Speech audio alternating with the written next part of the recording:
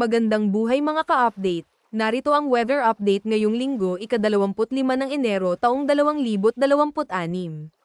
Sa Luzon asahan ang light to moderate rain sa Cagayan Valley, Cordillera, Aurora, Quezon, at Bicol Region, pati ilang parts ng Mimaropa like Romblon at Oriental Mindoro.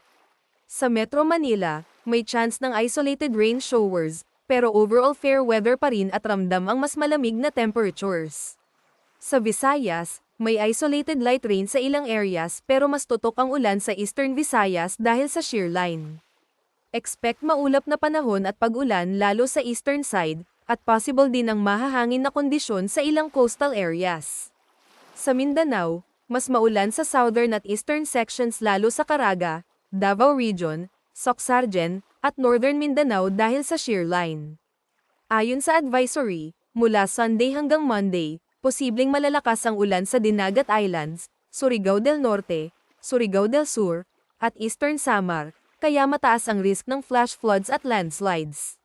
May gale warning din sa coastal waters ng Dinagat Islands at Surigao provinces, kaya delikado pa rin ang paglalayag ng maliliit na bangka.